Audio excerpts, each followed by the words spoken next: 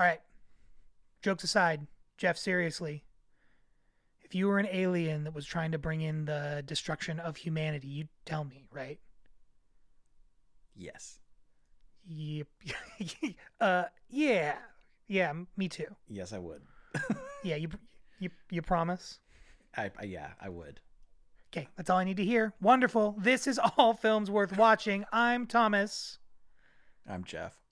Yeah, hi buddy. Welcome to the party.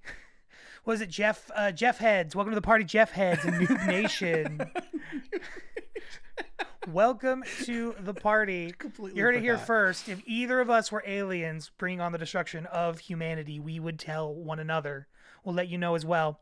Today we're talking about the 2025 black comedic thriller film known as Bugonia, directed and partially written by Yorgos Lanthimos. Maybe no, written by Will Tracy, excuse me.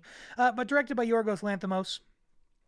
I think an Academy Award nominated, maybe Academy Award winning film that we're going to talk today about bees and aliens and shaved heads and antihistamines. But before we jump into stuff, Jeff, how are you doing? How's it going? What's going on in, I don't know, in Jeff world? I'm For good. the Jeff heads out there. You said antihistamines, and it always makes me think of something that's designed to be opposed to snakes, because I think of anti-hiss to mean. And I'm always like, damn, what'd the snakes do? And then I'm like, oh, wait, no, that's for like being itchy. But I'm good. Nice. That's an interesting, like, sort of a free-form poem you just shared with me. Like, Not like bad. that was, oh, no, I love it. I love it. It kind of fits with the, it kind of fits with the sort of Yorgos Lanthimos sort of lyric style going on today. So I really appreciate it. Jeff, on my side, I'm doing well. Yeah, I think we're at the point where we need a theme song. So we need to have a quick and discreet discussion about what that is and how to bring it about. Because basically, I feel like we're about to crest. We're about to like break free of the waves and really get huge. Move from like the 7 or so listeners that we've been accruing on average, up to the thousands or even tens of thousands. And I think we need a theme song to represent. Especially since you and I both make music, I feel like it would be an easy thing to put together. I want it to be So, yeah. done, but stomp style. Household objects only, no actual instruments. Besides shouting, Stomp. clapping, and banging on pots and pans. I mean, if you want to do that, bro, I literally just got done doing that. I don't want Stomps to do and that claps at all. and whip cracks. Okay, well, I want man, you to do it. you want me to do it? Yeah. Okay, fine. But we need to talk about what it is. You know what I mean? Is it something where we should we just improvise a song for the next couple of episodes until we find the one that needs to turn into the right song? Or what is it? I don't know. Is it heavy? Are there guitars? No. What's no, the no vibe? instruments, just household objects. I told you this. You want me to just oh God, what's that band? There's a band that's on Sub Pop that one of the guys from Hamilton, a project of his where they're DJs that basically just sample concrete and different sounds to approximate hip hop songs basically. Clipping. They're called Clipping. I was gonna say, is that Aesop Rock? Ba-doom. Oh, Get it? Because no. rock, concrete. Anyways, it wasn't a great joke. Anyways, sorry. Okay, so we're talking well, you want me to beatbox it? Is that what you're telling me? That's what you're really saying, I think. I think if I'm reading between the lines. You can beatbox. I want you to whack 2 pillows Why, together. thank you. Find Erica's favorite potted plant and tap on it. And just a really good jug noise. You want jug noise? Okay, I'm gonna commit to this, but I'm only doing this once. So if this becomes the themes, yours, okay. Do it as many times as it takes you, I guess. But yeah, Well, no, yeah. 100. Hey, that's up to you. I'm a Clint Eastwooder, man. We're a one and done. We got it and we're moving on. Like De Niro, So I if this refuse is- to rehearse. All the great grouchy old men. I'm all of them wrapped into one. Okay. All right, if that's what you want, I'll figure it out. You have 1 month. Okay. Hold on. Ease up there, mister. I don't know if you could be giving me deadlines on the imaginary task for the podcast that I make you record. Okay, that's fair. But I respond well to deadlines. Maybe it's what I need. We'll see. Try it. See how I feel if I don't get Whether it or not done. I'm disappointed is up to you at this point. So Oh, well, for you, Jeff, anything. there's your deadline. I would tell you if I was an alien. It's I'll called a Jeff probably line. beatbox you a song. I know you'd beatbox Anything me a for you, song. my We've been friend. friends for 17 years. The amount of times you've beatboxed to me in nearly 2 decades has got to be double digits, which is cool. One of these days, I'm really going to learn how to actually do it. You're going to be so impressed. I don't know that I have Anyway. the capacity to be more impressed. Oh, well, that's sweet of you. All right, you talked me into it. You're getting a beatbox heavy song. Yes. Yeah. Stay tuned. We'll be back next episode with a brand new theme. We'll see how y'all are feeling. Sick. But for now, we need to talk about Bugonia again, the 2025 black comedy. Oh my God, Bugonia! It's good. I keep trying to read this. I keep trying to read this off of Wikipedia, and it's fucking me over. It says 2025 black comedy thriller film, which is like, why would you call a black comedy thriller film? That's not. Those aren't real words. I like the idea that it's a black comedy. Black commies. I guess sort of. He says the main character. I guess it was the main character. Teddy. Yeah, I guess Teddy calls himself a Marxist, or he says he was a Marxist for a little while before he gets to aliens at one point. Yeah, he says he went through alt-left, alt-right, Marxists, was it nihilists or something else? And he was like, yeah, it's all bullshit. It's all the same. Yeah. So we're going to switch things around a little bit. We're going to start at the top with our judgment. Jeff, did you find Bugonia worth watching or no? Yeah. Yeah, I think so too. Yeah, I enjoyed my watch. I thought, I don't know. I like Yorgos Lanthimos' work. I've seen most of his films. There are a few that I haven't.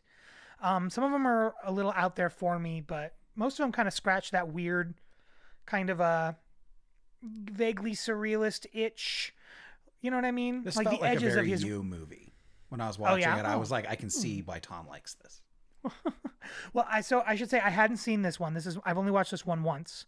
I waited until this morning because based on when we're recording, it popped onto Netflix early this morning at like 3 a.m.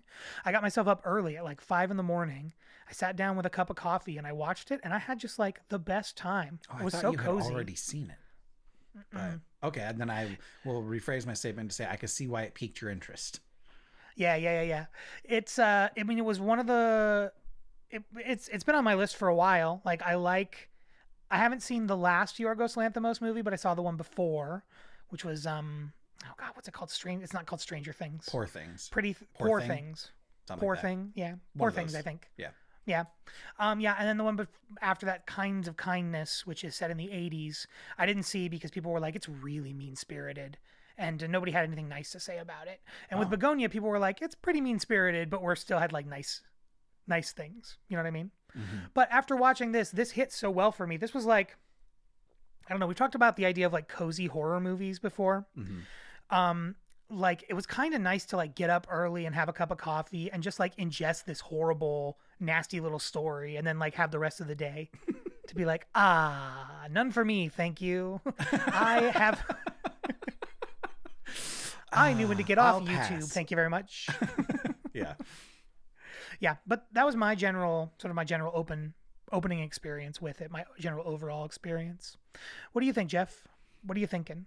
There's a lot of bright spots in this movie, but overall I was kind of mid on it, I think, and we can get into the detail. Like, I think Emma Stone and Jesse Plemons are fantastic in this movie. Like, their acting is just really good. I think my issues were more like the construction of the movie type things. So if you want to watch good acting, I mean, Emma got nominated for an Oscar for this movie. Like, she's really good in it. And Plemons, I think, got nominated for a bunch of stuff too. Not an Oscar, Yeah, but I for think sure. he got some other nominations for his role. He was really good. Yeah, and it's pretty cool. I mean, the interesting thing about this and why it makes me want to go back and watch Kinds of Kindness is this is the third movie in a row that has been starring Emma Stone. All three of the movies star Emma Stone, and I think she produces all three. I know she's produced the last two. She seems to be his muse or something like Yeah, that. like they found a really cool partnership that gets them excited, a creative team that gets them excited to create output, you know? And I think the output is going to have differing results, but obviously is going to still be profitable. So it's just cool. I don't know. I just love like anybody who wants to do, who's telling stories and wants to do that. You know what I mean? Like, it's like, oh, because, you know, making a film, just like, you know, putting on a play, even like compared to putting on a play or recording a record, you know what I mean? It's just like 10,000 times more difficult to actually get it through over the goalpost, you know? So any movie that gets made is a miracle. So when you find two people that are like, we're awesome, we're the best at what we do, and we love working with each other so much that we're just going to like make you a bunch of crap, you know?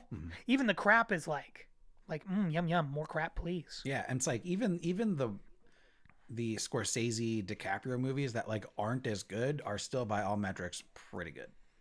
It's like pizza. Pizza's never actually like that bad. Like even bad pizza's like pretty good. Yeah, for sure. For sure.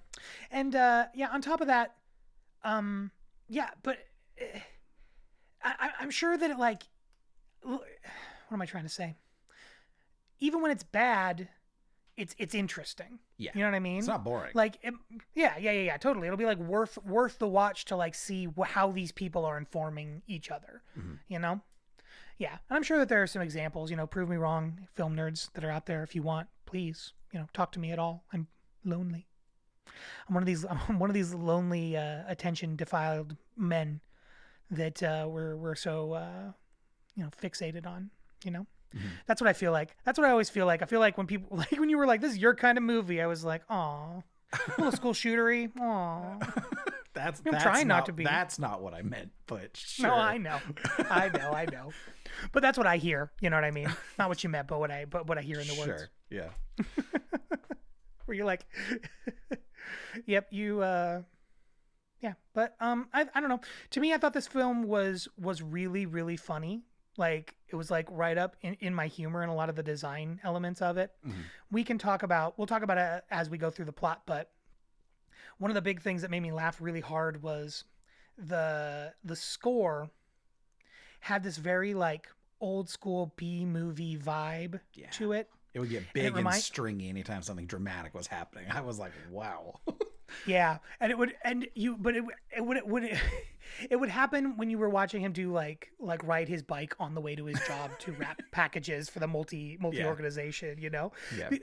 But it was like, it reminded me a lot of like B movies. I haven't watched as many alien invasion B movies. Like, my sort of sub genre that I've seen a lot, because the Riff Tracks folks, to be honest, make fun of them, are like giant creature movies where they like, it would be like, it's a giant lizard, and then they take video of like a lizard destroying like little models of tanks. Yeah. You know what I mean? So they can like cut back and forth between those shots and like military shots that they can buy, shots of planes being, you know, dropping bombs and tanks and stuff that they already can get, that they have easy access to that footage. You know what I mean? The other thing that they do, a lot of those movies have like home laboratory sets, because that's an easy thing. It's like you can put up beakers and pipes and buttons in anybody's garage, and suddenly it's like a mad scientist's laboratory. And I was like, it was so funny to me watching this guy basically wander around like in his mind, the hero of one of those films, you know, and it's scoring like that, you know, being like, ba-da-da-da-da-da-da. And you're like watching this guy walk around wearing this suit that his dad left him that's like too big for him. Just like, you know, obviously just on the edge of losing it. But it was just so funny to me to watch the perspective, to be like, yes, this is your hero, whether you like it or not. He's going to decide the fate of humanity. Well, and hero is a point that they bring up several times. Like, he calls Dawn a hero at one point, and then Michelle refers to Dawn as a hero at one point. Obviously, she's like not being serious, but yeah, I think that is a thing, that theme that recurs for sure. Yeah, for sure. Yeah, definitely the idea that, you know, people that fall into echo chambers find themselves, their sort of radical behavior to become more and more heroic, you know, through that bent perspective. I thought this movie was interesting. One of the things that I like, and we'll start the plot, I promise, we'll start talking through how this movie goes here in just a second. But I do think it's interesting that this movie is self-aware enough for the character to be like, yeah, dude, I get that you think that I'm in an echo chamber, but you know what I mean? Like, Yeah. like they're not like unaware of the concept of being in an echo chamber. Yeah, he's like, I already did all the research on this. Yeah. He's like I've listened to the other things. Like I've heard all of them, and he's like, this is the right one. Mm-hmm. You know, whether or not it is. We'll talk about some spoilers as we get a little closer to the end. You know, that's I don't know, to be decided. Yeah. Well, actually, spoiler alert. I want to talk about the ending right now, and then we can jump in. Okay. Jeff, better or worse movie if at the end Emma Stone is not an alien with Better movie. that brings about the destruction? You think so? Better movie. Yeah. Yeah, I thought that you might say that. It's an interesting thing. I like it. I like it a lot. But to me, it was like, what I thought was an interesting experience for me was that it was sort of like the kinder thing to do, right? Because we get to the ending, and if we get to the ending and it turns out that he's just a crazy person that has like blown himself up, Mm-hmm. and she's a real person, we just watched this like really horribly tragic thing just lay out with a ton of people trying to stop it. Granted, most of the people that are trying to stop it are doing it for their own self-interest. So like, even the cop is like only checking in to ease his guilt about an implied sexual assault that happened when they were, you know, in their early teenagers and young when they're young kids, it seems like. Yeah. So for me, it was like, if the movie plays out like, oh God, what's that movie? Have you seen Jacob's Ladder? Uh-huh. Yeah. If it's a Jacob's Ladder situation, and this guy dies, and at the end we're watching like a fantasy sequence play out with these aliens. You know what I mean? It's like, this is the kinder ending of the story that I've just watched. This is like letting me as an audience member off the hook. You know what I mean? Sure. I felt a little relief being like, oh, you know, she was an alien. But it's so interesting to feel that as I'm watching the literal mass extinction of humanity. Like, for a long time, I'm looking at like dead bodies on top of dead bodies and being like, you know, this is kind of the only ending that like wouldn't, you know what I mean? This makes me feel less upset. Yeah, the montage, prickly point for me, that montage of like 3 straight minutes of just, look at all these dead people in all these situations. I'm like, okay, we get it. And I get that it was intended to be funny. And like, that's also the last thing in the movie. It's like, it was fine. But I was like, God, this is long. Like, can we move off of this? Yeah, totally worked for me. I listened to the end of the song into the bird songs for like the entirety of I let it play out. I watched it on headphones this morning, so I wasn't bugging Erica. And yeah, the sound design was great. It was just like calming bird sounds. It was just funny because like the whole time I was watching, I found myself thinking, oh, wouldn't it be nice if that was like how this story, because in my head it's like, no, really, in the real world, what happens is that guy blows himself up and probably kills other people too. You know what I mean? He probably kills Emma Stone, if not the entire, you know, block, the entire office building, right? And so it's just like the irony of being like watching all of these dead bodies and the extinction of humanity and being like, oh man, wouldn't it be nice if that was like really the ending that I believed was the true ending to this story? Sure. Yeah, it's definitely softer. Yeah. Yeah, and just the tension of that, like, it's softer being the extinction of the entire human race, really kind of punctuates for me how grim and interesting a story it was. That's all. Sure. Yeah, I see that. Yeah. All right, well, let's jump into it, man. Our plot via Wikipedia. Thank you, the lovely, mostly non-AI folks at Wikipedia. Conspiracy theorist Teddy Gatz and his autistic cousin Dawn abduct Michelle Fuller, the CEO of the pharmaceutical conglomerate Oxolith. I don't think they ever explicitly say that Dawn has autism. I wouldn't deny it, but I don't know. You and I have worked with individuals with disabilities. I just get a little prickly about labeling people is a weird thing. Yeah. It's a weird assumption. And I gotta say, about Dawn, I liked Dawn as a character. I do get a little prickly just because you get, you know, when you're starting to talk a little bit about representation. a lot of people we see a lot of people with disabilities sort of used as a plot device based on their disability. You know Hmm. what I mean? So it's a trope that like does sometimes stick in my craw a little. It didn't much for me in this situation just because having, worked, you and I worked for about like 5 years apiece with adults and teens Hmm. with disability. And then I'm working now with kids, with young kids, mostly on the autism spectrum, if and you're curious. So I just have, some life experience with real people that are sort of in this similar spectrum. I just know guys like kind of soft spoken, sort of nice people that we've met that I could see doing horrible things. Yeah. Basically just like being calmly told it's the right thing to do. Hmm. You know what I mean? There's just a level of sophistication, of nuance that there's just some people in the world just don't understand. So this was believable, even though that trope usually sticks in my craw a little bit. I'd like to see more films where that wasn't why we were seeing somebody with a disability. Yeah, it'd be nice to see. Granted, I don't know that I could speak to like a lot of movies I've seen where I'm like, oh, hey, this autistic person is a crony or a pawn being deceived by someone in power. But most of the time, that is the purpose of their disability in the movie, is to like make them easily deceivable or to make them pliable, whatever you want to Yeah, phrase it as. And yeah, that for is sure. disappointing.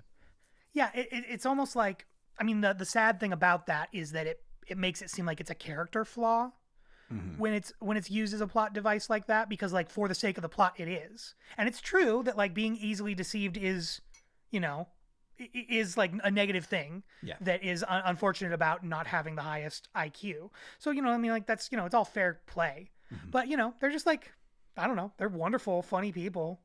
Like I would love to, there was oh man, do you remember that movie years ago, that Johnny Knoxville movie, The Ringer? Yeah.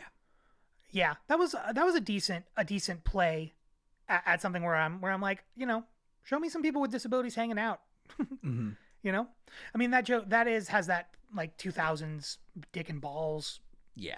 pretty hetero stuff going on to it. But essentially, like what's refreshing about that movie is like you're hanging out with Johnny Knoxville, hanging out with dudes with disabilities, Hmm. and it's not exactly all about their disabilities. It's Hmm. wonderful. They're people too. Yeah, yeah.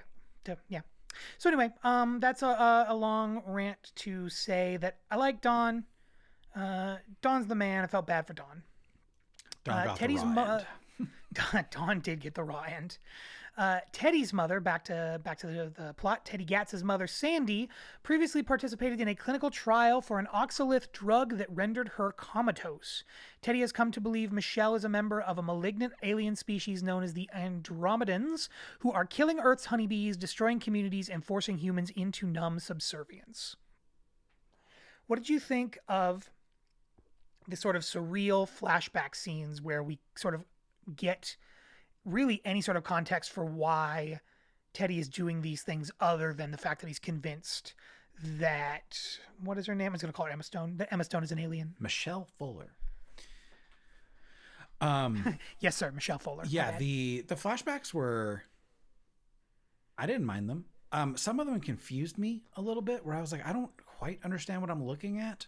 Specifically the one where she's like got 8,000 needles in her that I think are pinning her down, and then he takes them out and she floats up or something. But I liked Yeah. the one where she's talking to him and explaining the stuff, and then I like the one where they're offering him the like, hey, we're so sorry this happened to your mom, and he's like holding on to her tubes like she's a balloon about to float away. Like that one, I was like, oh, there's some power there for sure. But the needle one, I was like, I'm not quite following, but Yeah, I felt the same way. I'd like to go back and see it now with the sort of the reference of where it's building, what the person's lifting off. But it makes sense, I guess, sort of the idea being that like the opiates or whatever drugs, because I think what we were looking at is a bunch of syringes, which we had just watched him jab a syringe into Michelle's mhm. leg during the struggle, which is the only reason the two of them caught her. Yeah.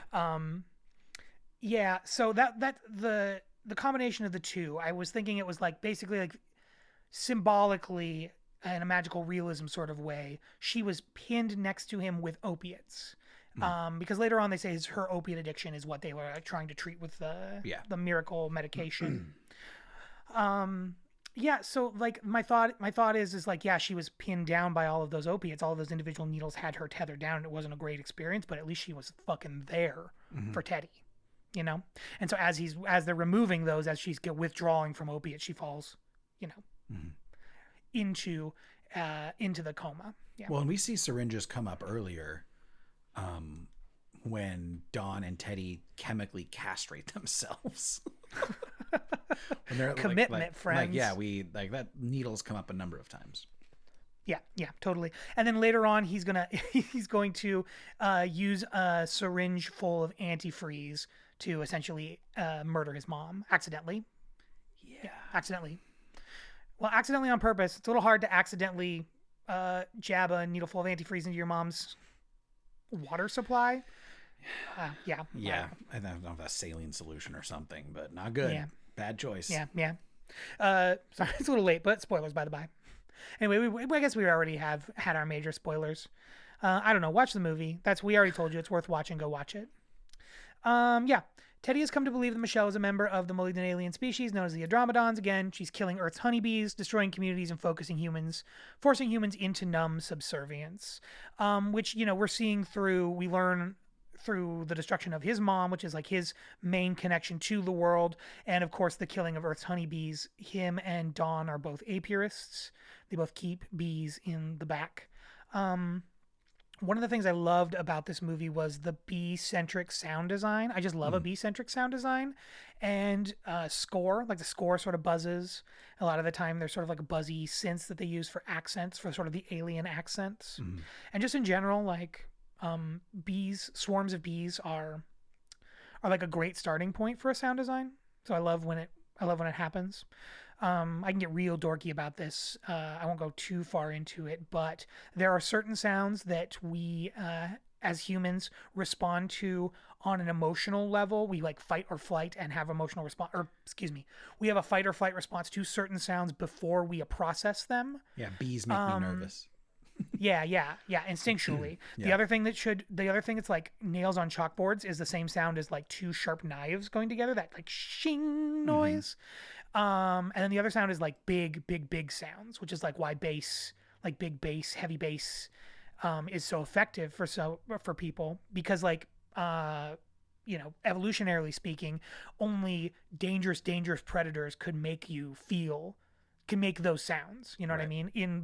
Before synthetics, the only thing that could make a huge sound like that was a very big thing.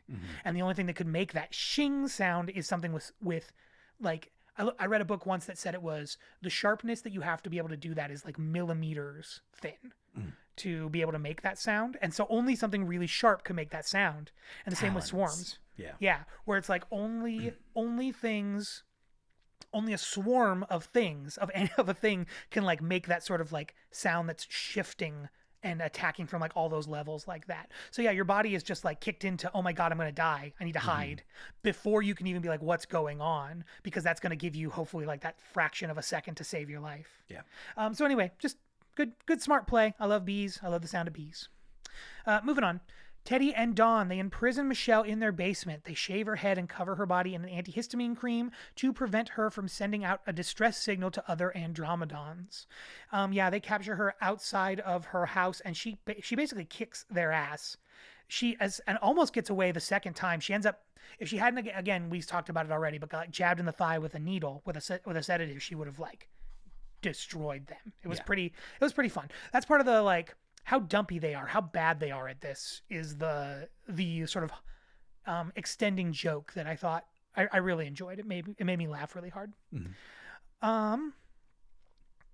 Let's see here. Teddy explains that she has 4 days to negotiate a meeting with the Andromedan Emperor before an upcoming lunar eclipse, which will allow the Andromedan mothership, to enter Earth's atmosphere undetected. And we see these like 3 days to the lunar eclipse, 2 days to the lunar eclipse, with this really cool font, this Bugonia font, that I'm starting in my middle age. I'm starting to become a font, a font fetishist. I really loved it. I thought it was great. Yeah, it's very cool. I assumed it was part of like the Andromedan written language or something like that, which was my Yeah. thought as to why they were using it. But yeah, it's very cool looking. Yeah, for sure. Like towards the at the end, during the end credits, they use that font, but they just kind of like not randomly, but it's always the center letter in the line. Yeah. And so it could be like in the middle of a word, or it could be the beginning of the word or the end of the word or whatever. And so it looks like there's like some sort of a word or code being scrolled from top to bottom that's nonsense. Yeah. But it looks that way. It has that vibe. Yeah. How many times did you have to see that credit that was slowly moving, because it starts with like the disc on its side, and then 3 or 4 in, it took me like 3 or 4 to the third or fourth to be like, oh, we're looking at a flat Earth model. Like, did you catch that at the first time? The 3 days to the lunar eclipse, 2 days to the lunar eclipse. We were watching. He was saying we were watching like a flat Earth model like shift in the air as it was like lining up with the sun or whatever. Oh, I don't think I noticed that. Yeah, you'll notice. I mean, we'll talk about spoilers at the end, but like when she pops that bubble, it's like a dome on top of a flat disc. Yeah, I saw that. I just wasn't thinking of it in terms of like a flat Earth thing. Yeah. I mean, it's definitely like, to me, it looked like the same sort of low res technology that Teddy used to mock up the ship.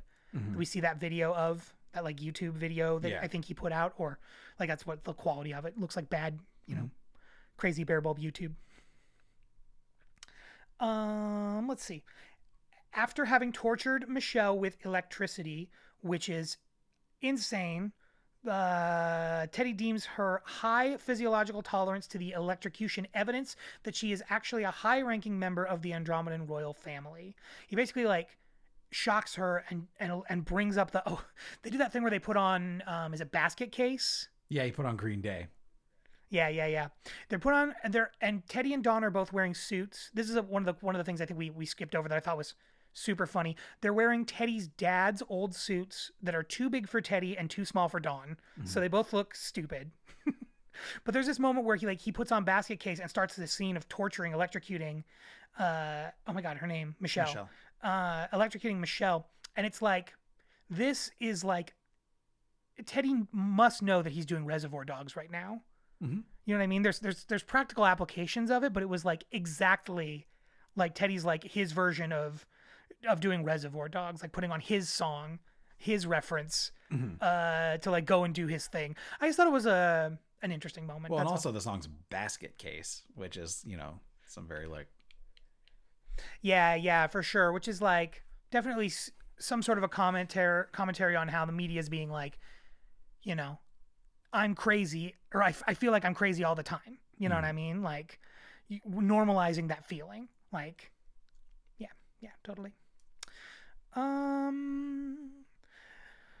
Teddy and Dawn release Michelle from the basement under careful supervision and invite her upstairs for dinner. The tense meal culminates in a physical fight between Teddy and Michelle, ultimately interrupted by the arrival of Casey, a local deputy. Well, not quite. There's a physical fight between Teddy and Michelle where she essentially physically overpowers him, calls him a loser, said you're bound to lose this, which I thought her tact of being like kind of yes-anding everything that they said to her, I thought was a really interesting take. She like didn't ever, until they brought it around, she was like not insistent that she wasn't an alien. You know what I mean? She was trying to be like as affable with them as possible. I thought that dynamic was an interesting dynamic to explore. Anyway, she is about to strangle Teddy when Dawn knocks her out, right, with the barrel of the shot, not the barrel, the stock butt of the shotgun. Yeah. And then that's when a local deputy sheriff Casey, who we saw earlier, sort of pick Teddy up or pluck Teddy off the street, like put his lights on to pull him aside. He's there searching for Michelle. This guy like has been really vague about it, and he brings it up this time that he feels like essentially he assaulted. He was Teddy's babysitter when they were young, and definitely almost assuredly sexually assaulted him, basically. Yep. And feels bad. Feels like somewhat responsible for Teddy's isolation. It's another thing that pulls into Teddy's isolation, right? While Dawn takes Michelle back to the basement, chains her to the floor after knocking her unconscious with the stock of a shotgun, Teddy distracts Casey by showing him the apiary in the backyard. When Michelle regains consciousness, she offers to help Dawn if he reports Teddy to the police. Don replies that he only wants to go to outer space with Michelle, right? So we have this whole scene where she's basically like really trying to reason with Don. He's like, Don, you haven't done anything too bad. Teddy's been telling you how to do everything. If you give Teddy away, if you help me and sell Teddy up the river, like I can make this easy for you. She starts by saying that neither of them are going to have any problems whatsoever. It's like, you'll get out of here. You guys haven't done anything bad, because she's just saying, she is just saying anything that she can say to get out of this situation in a lot of ways. But when he calls her on that, she basically says, hey, Don, you haven't done anything and I can help you. You've been manipulated this whole time. He says that he wants to go to outer space with Michelle and promises that Michelle will take him. She promises. He shoots himself in the head, which is part of it where she was like, I think he found himself in an impossible situation where she was like laying out how absolutely screwed he and Teddy are, being like, the option is, get rid of Teddy, sacrifice Teddy for yourself, save yourself, and I'll help you. But that was like, Teddy's the only thing in Don's life. And especially, not that I feel this way too. Like, I have very few close friends that I'm privileged to have you and a few other people as like close friends, but not many. So the idea of like, of being stuck between those two things, like dooming your only connection, or dooming both of you. He shoots himself. Granted, there is some talk of now. Yeah.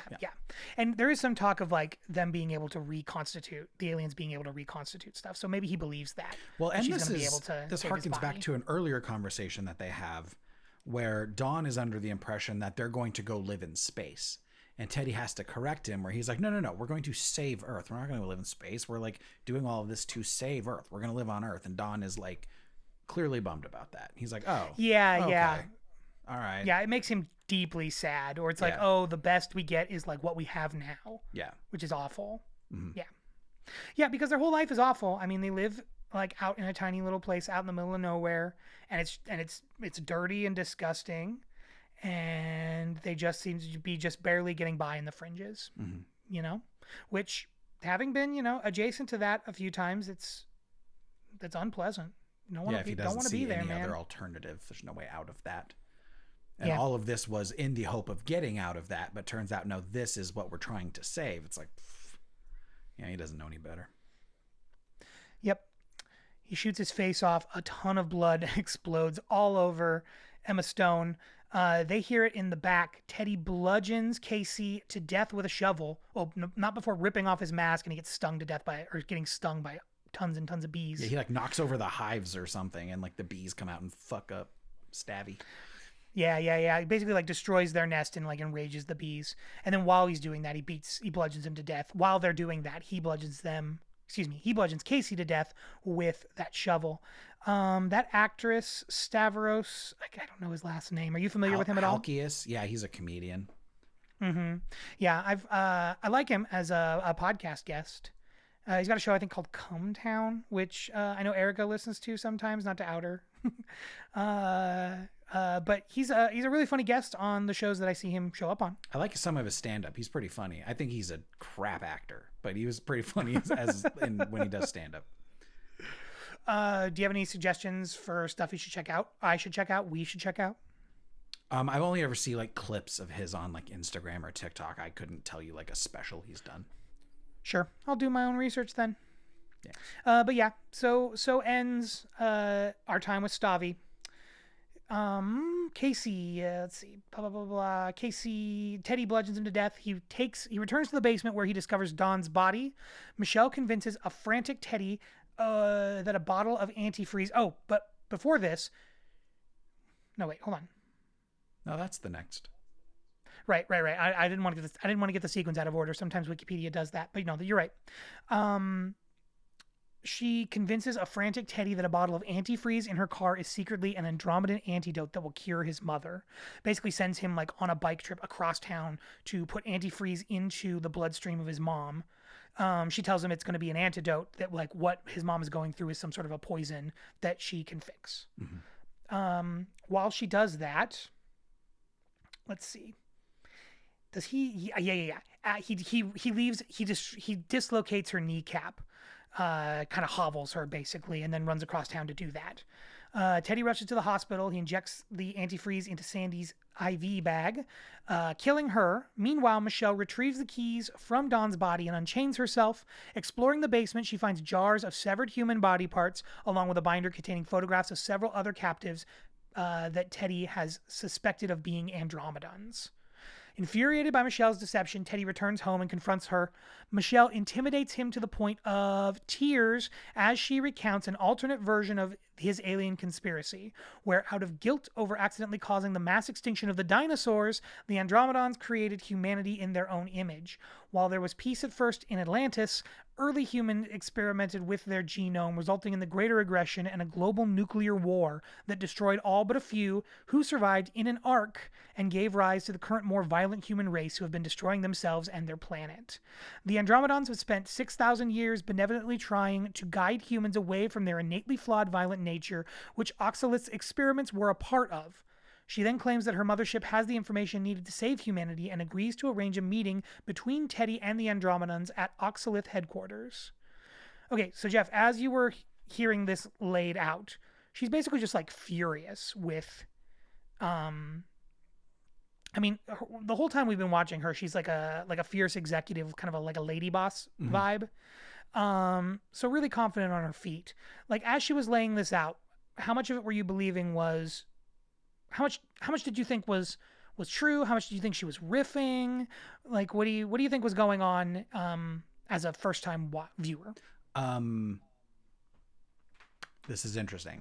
I always believed she was an alien, and I'll tell you why.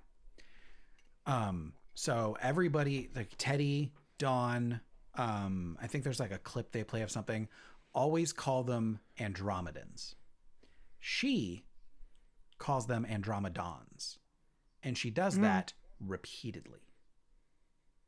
She's the only person who calls them that way. So in my mind, it's one of those being like, I'm not Italian, I'm Sicilian. Whereas like to the rest of us, it's like, that's the same shit. But to a Sicilian, that's different. So she's like, I'm not Andromedan, I'm an Andromedan. Is different. Well, damn, yeah. Jeff, you ruined it for yourself. Congratulations. Yeah, so every time that, and she's the only one, and she does it repeatedly. And I was like, that's not like a lazy thing. That's intentional. That's a tell. Yeah. And every time that she like pretends to not be an alien, it's very like, oh, but no, I'm But anytime she's like, okay, no, I'm an alien. Nope, we're gonna go do this thing. It's all very like, she's back in boss bitch mode. So it's like when she goes into that rant about like the dinosaurs, she's not like, I never got the sense she was winging it. I got the sense that she's like, no, this is what happened. You are right. And you are fucking crazy, by the way. Both are true, And so she just like blows his mind with this because I think there's a part of Teddy that is afraid of being correct because it's like, man, it's awful if it is, right? Like it's like the vindication of being correct, but also, or the validation of being correct, but also, oh my God, what if that's true? Like, and so, she says all this stuff that pushes his belief further, where it's like, not only are you correct, you barely know any of it. Like, I'm going to blow your mind with how correct you were, and yeah, so no, I thought that speech was terrific. And also I was like, yep, she's just telling him what happened. Yeah, that was where I didn't catch that, but that is a great catch. Only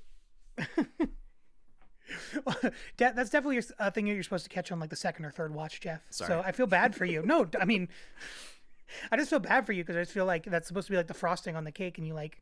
No, I pegged that, and then you were immediately. Like. And you're like, what's this bread loaf thing underneath? Yeah.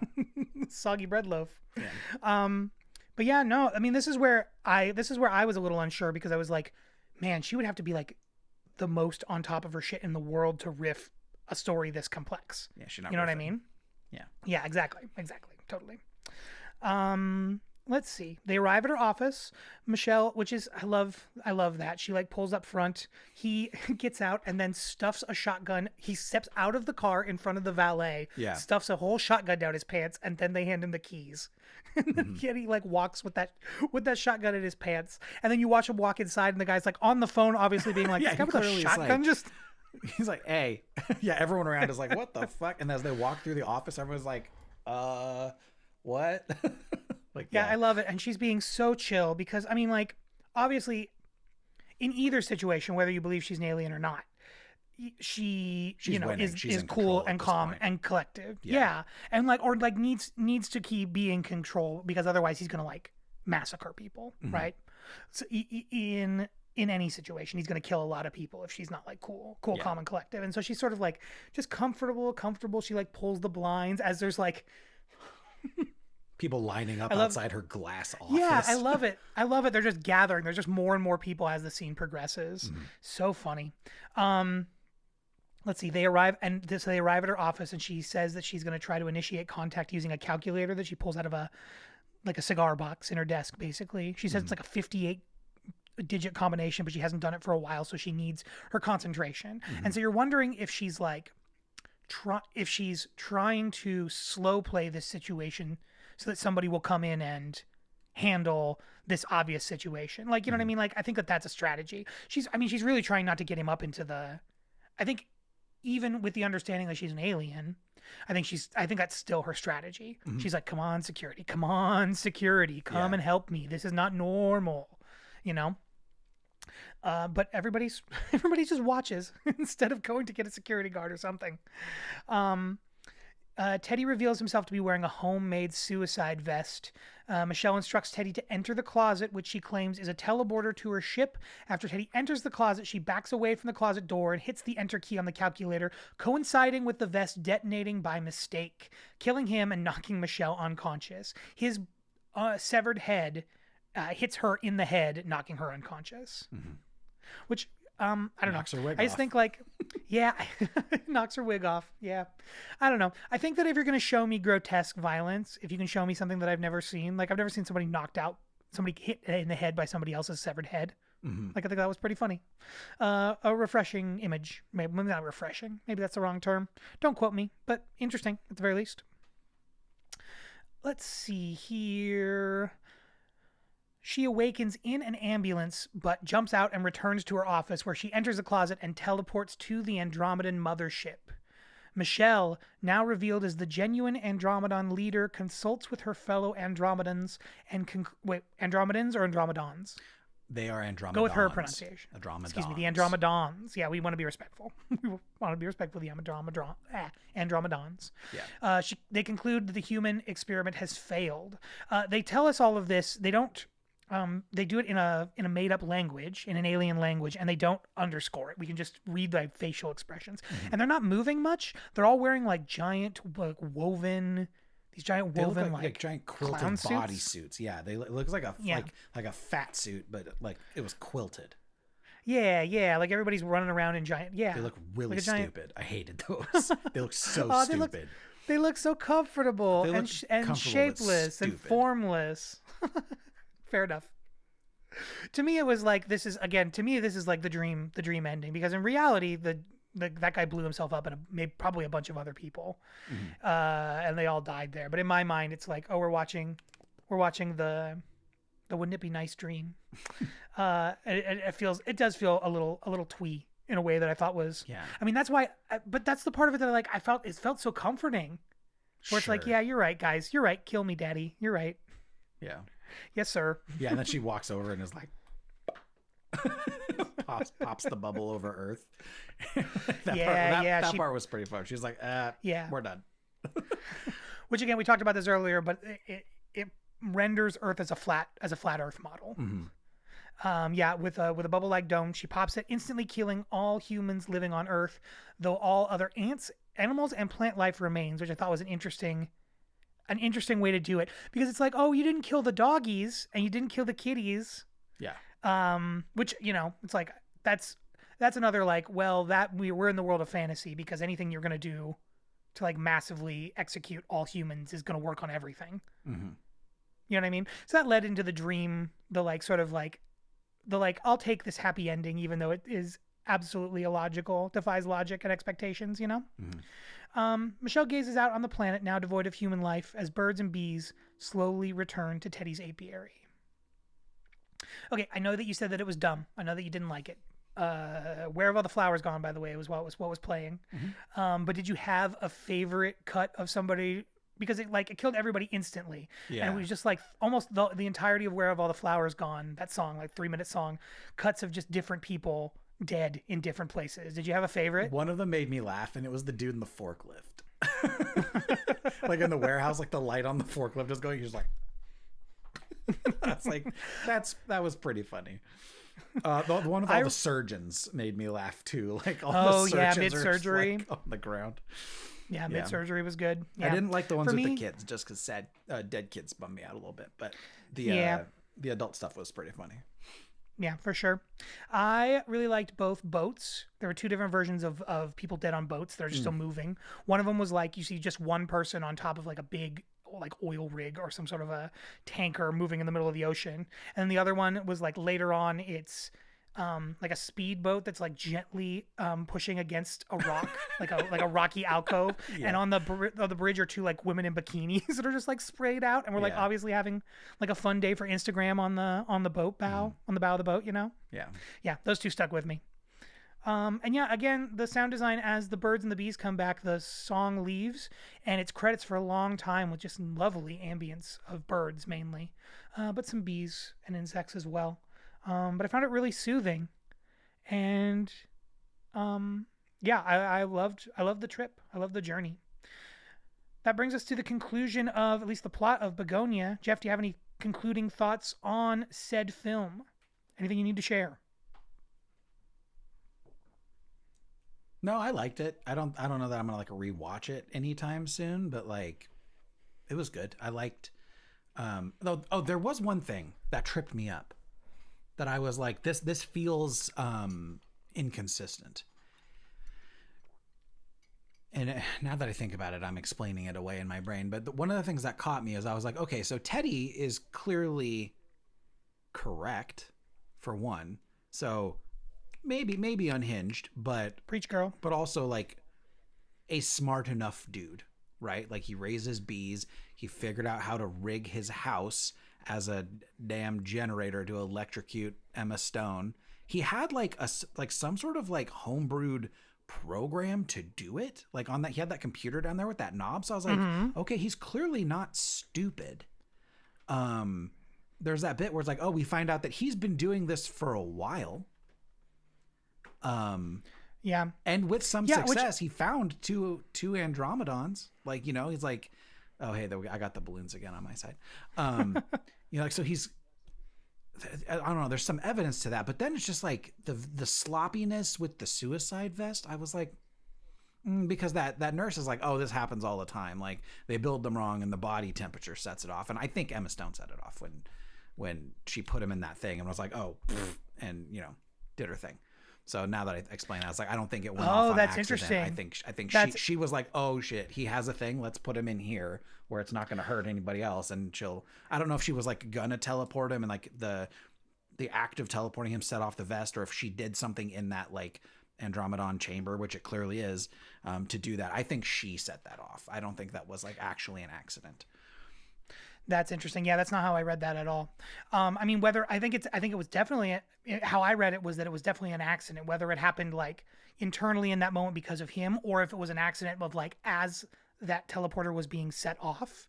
Because they say something like, you know, it just takes a little bit of body heat or friction. Where I was like, oh man, what is that teleporter gonna do to that? And then on top of that, I don't think he was planning to make this entrance out that way. Like I agree with you. I think the part of the point that Yorgos is making about him as a character is that he's not an idiot, and that you can't dismiss these people as stupid. You know what I mean? Because it's like you can be emotionally unstable. You know, you can be wrong. You can be really smart and wrong, and really wrong about something. You can be really right.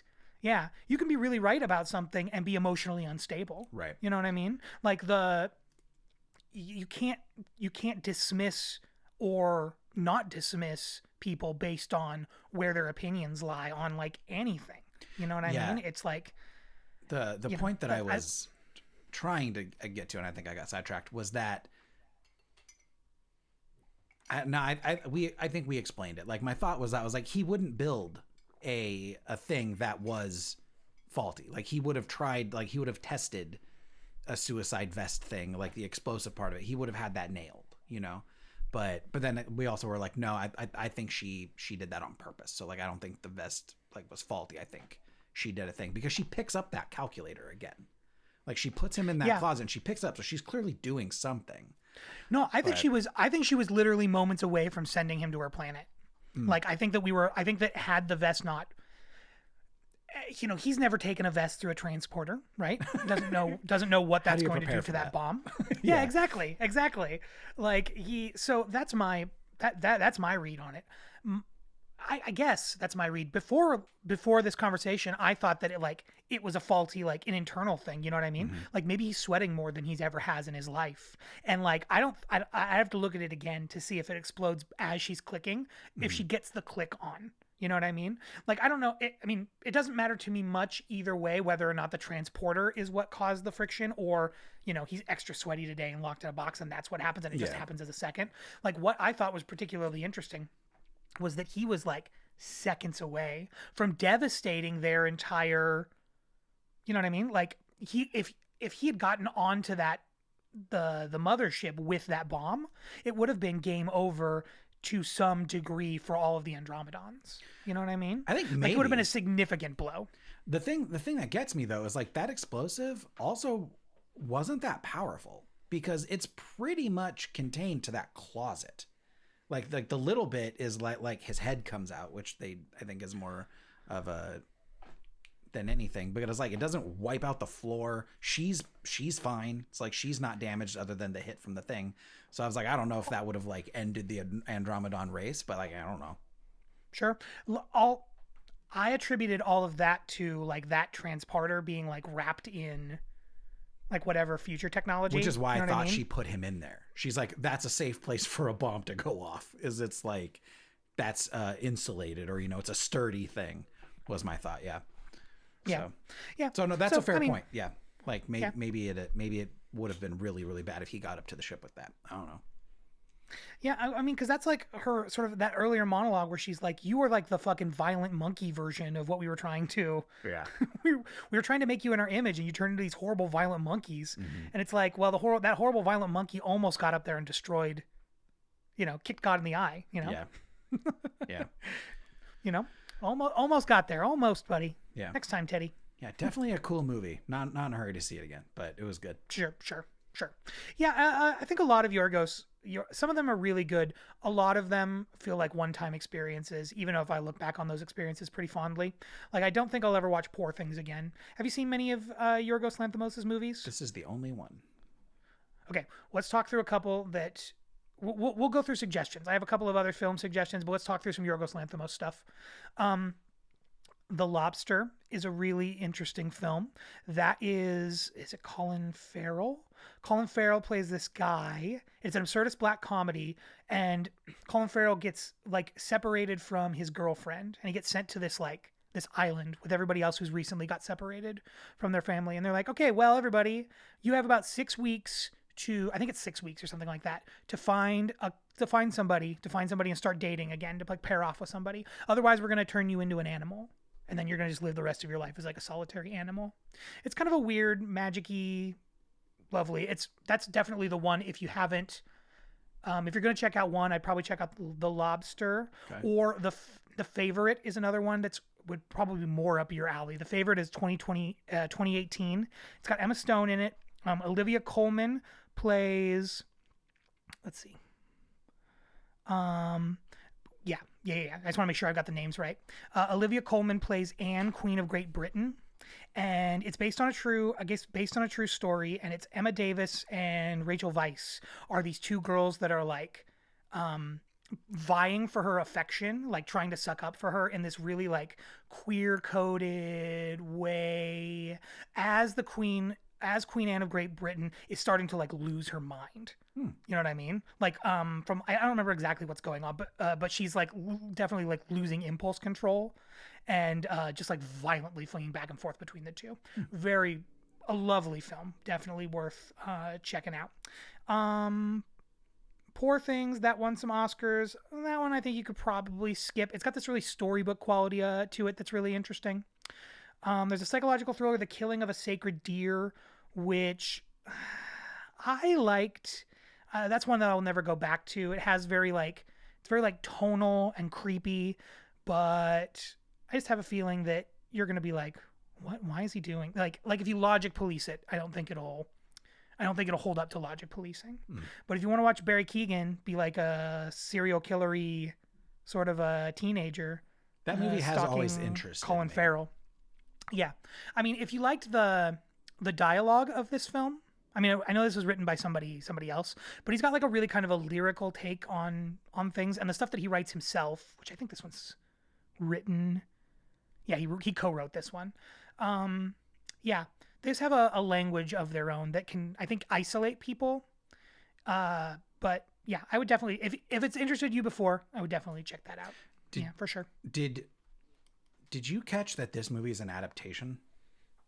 Yeah, I haven't seen it or hadn't heard of it, but it's a remake of a 2003 South Korean film called Save the Green Planet. Koreans beat us again. They had this idea 20 years ago. I'm looking at a picture of the film right now, and there's a guy with like a crazy science helmet, and he's smiling at the camera like, like, I got this. I think he's holding a temperature thing to like take somebody's temperature. It looks a lot sillier. Yeah, I was like, based it's on probably this. not as dark as this one is. Yeah.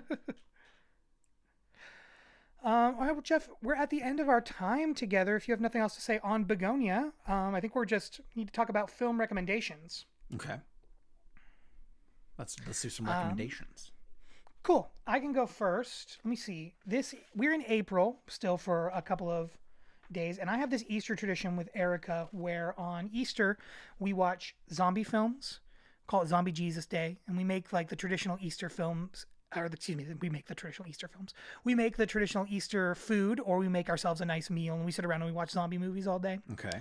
This year we went from a list of like 50, some list of ranked 50, the 50 greatest zombie films of all time. And we did like a March Madness style bracket. We broke those down in half and then broken down. Okay. And we came to 4 films that we watched throughout the day. Let me find that page. Let's see here. Okay. So there's a couple of, I'm gonna tell you a couple of these different movies. Oh, one that didn't make it, made it pretty late in the rounds, but didn't make it all the way, was this movie that I think that you should check out called Tombs of the Blind Dead. It's from 1972. It's like Masonic night zombies. Oh. That like somebody wakes up like inside of a crypt, and I guess they can hear your heartbeat, and that's how they like zone in on you. Anyway, I heard Masonic zombies, and I pushed it as far as I could, but it didn't make it to the final round. Damn it, Erica. I know, right? I know. We almost watched a movie from 2009 called La Horde, which is like a bunch of people. It's like a siege crime film where these group of criminals are like held up inside of an apartment building, I think, having a shootout with cops as a zombie apocalypse begins. So it sounded pretty interesting. That sounds sick. Yeah. Instead, we watched a movie called Wormwood: The Road of the Dead, which is which was an Australian indie horror film. Kind of has like Thanksgiving vibes, but it had some interesting stuff. It had some interesting stuff going on, though. It had some interesting stuff going on. The zombies' blood, for some reason, it had similar qualities to gasoline, and so they were using zombies to power their cars. So you had like Mad Max. Like late Mad Max scenario stuff going on. Yeah. Pretty fun. But yeah. After that, we almost watched 1943's I Walked with a Zombie, which is a really early zombie film. Instead, we watched 2007's Planet Terror, which is always a great one. We've seen that one a couple of times. Robert Rodriguez. Mm-hmm. Have you seen that? Yeah, with Rose McGowan. Yep. Yeah. Good stuff. We didn't watch The Beyond from 1981. Instead, we watched Night of the Comet from 1984. Which I've talked about Chopping Mall before. It's like the same people who made Chopping Mall, and Night of the Comet is like these, like 2 or 3 teenagers in Los Angeles, I think they're all in like lead lined rooms for some reason during an eclipse or a comet that destroys all of the rest of humanity. And there are like a couple of zombies, but mostly it's like them wandering around in abandoned Los Angeles. It's like teenagers being like, "Oh my God, all of humanity is dead." It was pretty fun. It was worth checking out. And then our final one, we watched 1978's Dawn of the Dead. That beat out Shaun of the Dead. We hadn't seen Dawn of the Dead, which if you haven't seen it, That's it's the George definitely Romero worth. one, right? Like the original one. Yeah, I mean, all of the of the Deads are all George Romero movies. Okay. The of the Living Deads are not, because he didn't have the rights to Of the Living Dead. The other creator of Night of the Living Dead Yeah. has those. So those movies are separate. But all of Romero's stuff are like the Of the Deads. Day of the Dead, Dawn of the Dead. I remember those. Yeah. Yeah, Day of the Dead, Night of the Dead. Yeah, Dawn of the Dead, Rise of the Dead. Those kind of. I think that's right. I could be off. Anyway, Dawn of the Dead, 1978. It takes place mainly in a shopping mall. Well worth checking out if you're looking for a good zombie flick. And those are my way too many suggestions. Jeff, what do you got for our all those Jeff heads? Jeff Nation, no, Noob Nation and the Jeff heads. My bad. Okay, you're gonna learn my hate. canon. I'm gonna say this, and you're gonna hate this. I watched. Slightly embarrassing, so bear with me. Last weekend, we watched Puss in Boots 2: The Last Wish. Actually, like a really good movie. like really would recommend. For one, watch the first Puss in Boots because it's important to the second one.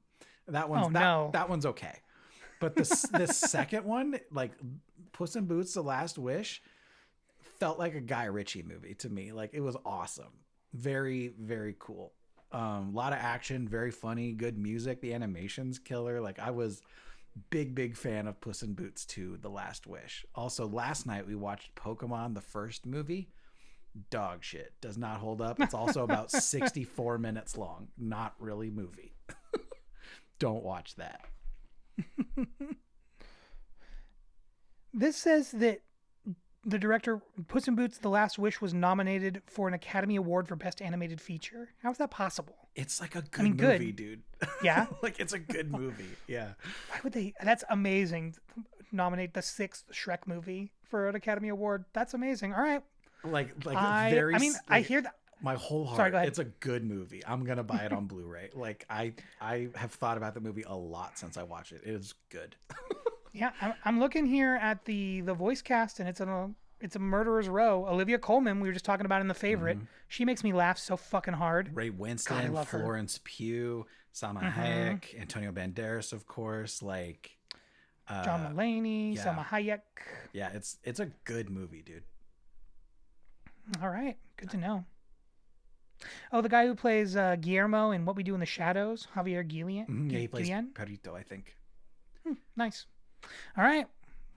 Sometime when I'm really feeling depressed, I don't know, make myself a plate of cookies and watch the Puss in Boots sequel and never tell Erica that I did it. I hope you do. It's good. All right, buddy. This has been fun. Mm-hmm. I think I'm out of stuff to talk about. Is there anything that we should be talking about? Is there anything that we should be promoting? I want to talk to you about this. I saw an ad for a new band of yours, a new project. What's going on there? No? Did someone steal new my project? identity? No, I think it's you. I think you're playing bass with some Boston boys. Boston-based boys. Oh, are you talking about So maybe it's new to me. Sorry, say it again. Dungavenhooter? Dungavenhooter. I am talking about Dungavenhooter. I play guitar. But yeah, it's a band here in Portland that I am playing with sometimes. Nice. It's kind of a cryptid death metal thing. So, okay, fun Maine lore. I live in Maine. Hi, Maine. Maine has a cryptid called Dungavenhooter, which is a crocodilian type creature that does not have a mouth. So it pummels its enemies into dust with a club-like tail and snorts the remains. And that is a Dungavenhooter. It snorts the remains, huh? Mm-hmm. Weird. Yeah. Oh my God. Well, this is I'm looking at the Wikipedia image for it, and it's not helping it's not helping clarify what this face of this thing would look like at all. I always just imagine like a big cartoon crocodile without a mouth, like full snout, but like no mouth. Fair enough. Yeah. All right, cool. On my side, let me think. If you happen to live in Kansas City, coming up in a few months, got a couple of different shows that I'm working on. Let's see, with Music Theater Heritage, we're doing Brigadoon in May. We're doing Brigadoon. We're doing Miss Christie at the Spencer Center coming up soon. The Spencer Center. Well, over at UMKC, that's a play about this time in the 1920s where Agatha Christie really went missing for like 10 days. Just like fell off the face of the earth for a little while. Real life mystery around what the hell was going on there. Let me see if you've got kids. The Coterie Theater in the Crown Center is doing Pete the Cat. That's a revival of a really popular one that's based on a musical based on a pretty popular children's book. I mean, Pete the Cat, who's a pretty chill cat, who tells I think he tells everybody to love each other. I don't know. I should probably read the script, to be honest. And let's see. In the next few months, you can find the Cabinet of Dr. Caligari with a brand new score by myself and the Green Zoo, which is a band that Jeff recorded in, and some of my other friends. We've recorded a new score for that. That's coming out in June at the Unicorn Theater. I think late May, early June. It's going to be in town for the World Cup. We're putting on a production. We're putting on screenings of that all through there. So keep your eyes out. I don't know. So if you need more information, send me a link. I feel like I'm rambling, Jeff. Is there anything else? I don't think so. Oh, no. I got it. I lied. I'm an alien. Sorry. I knew it. You said Andromeda a couple times before I corrected you. That's how I knew. That's the tell. Mm-hmm. All right, bye. Or, I don't know. Click to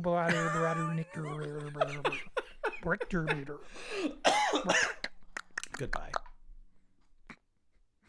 Yeah, okay.